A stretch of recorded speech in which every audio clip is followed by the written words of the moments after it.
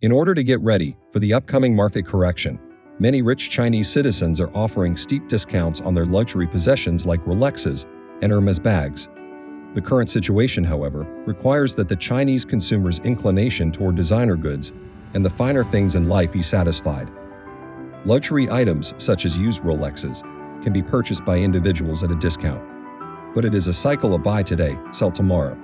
Furthermore, we also know exactly how the Chinese are, swooping up all the unwanted Rolexes and flooding the secondary market with deeply discounted prices. China has experienced some tighter times, while the rest of the world has been figuring out how to fully adapt to the post-pandemic. The price of previously owned luxury goods has fallen precipitously over the past few months. As a result of this, the wealthy in China are selling their pre-owned Rolex watches and Hermes bags to make quick money. And this, as expected, is producing a ripple effect throughout the entire market for luxury goods. Since March, when China's financial and commercial hub of Shanghai imposed a strict lockdown to contain a COVID outbreak, more than a dozen well-known luxury watch and bag brands have seen a 20 to 50% decline in secondary market value. This is due to Shanghai serving as the hub of China's financial and commercial sectors. The restrictions put in place in Shanghai and numerous other locations have dealt small business owners a devastating blow. Many of them amassed sizable collections of luxury goods during periods of economic prosperity. However, as a result of the frequent lockdowns and ongoing efforts to control this pandemic, their financial resources have been reduced. Since the middle of August, tens of thousands of visitors to Hainan, China's Hawaii, have been unable to leave the island. The Chinese government is promoting the Hainan Island as a duty-free paradise, despite the controversial zero-COVID policy that President Xi Jinping has implemented. In Hainan, Chinese consumers can now buy the same high-end products that they once had access to in cities like Paris, Rome, and London. That's not all, though.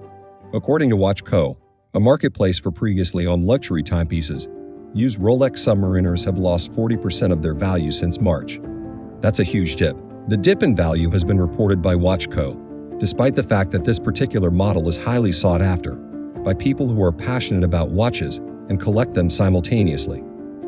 Prices of timeless classics like the Hermes Birkinbags have also decreased by as much as 20% at luxury bag merchants in Shanghai and Hangzhou. Despite some additional interest and analysis conducted, it was found out that pawn shops and other luxury goods resellers are said to have seen a big increase in business from cash-strapped business owners who are eager to pay down debt or grow their businesses. In case you were wondering, yes, pawn shops do resell expensive goods. So let's get to it. Owners of businesses believe that the boom period is over, and we can't blame them, because the correction period that is currently underway could last for a long time. Consider James Wang as an example. He sells second-hand luxury watches in Nanjing, an eastern city in China. And with Wang, this is what transpired. In the first 3 months of this year, Wang bought 5 Rolex submariners and 0 Patek Philippe watches from troubled owners. But in just the month of July, he was able to buy 6 Patek Philippe watches and 29 Rolex submariners from distressed owners. According to Wang, Patek Philippe timepieces are meant to be passed down from one generation to the next, rather than purchased and sold for some profit. That is not the case when a company is involved, and the situation is critical. The price of pre-owned Rolex submariners increased by 240% in the 6 months prior to Shanghai's closure. Shanghai and Hangzhou dealers who traditionally increased their prices at the start of the year have recently lowered their asking prices. The eastern Chinese city of Wuxi, Sam Ju, an investor in watches, who also runs a company that sells electric heaters, claimed that the recent price increases were just pure speculation and could not be sustained for very long as they are unsustainable. Sam Ju also stated that the weak economy cannot support a boom in luxury goods and that he would not purchase a luxury watch again unless the cost was reduced by an additional 30%. This change is extremely important for China's $74 billion luxury goods industry, where the second-hand luxury subsegment has lagged behind the United States and Japan. Zhuda Nikkei, the Shanghai-based creator of second-hand luxury goods marketplace ZZER, is taking advantage of China's economic downturn brought on by the coronavirus.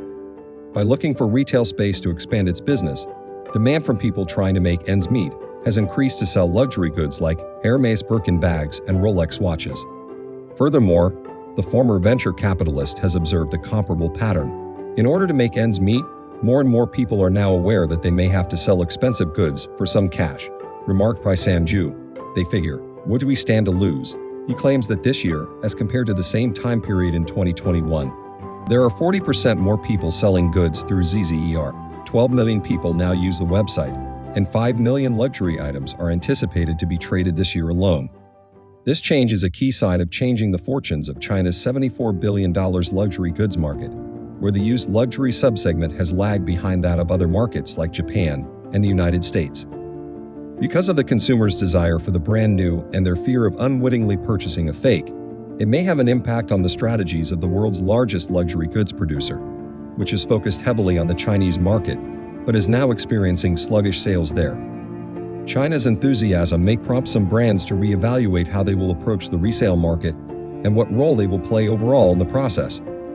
There's more though.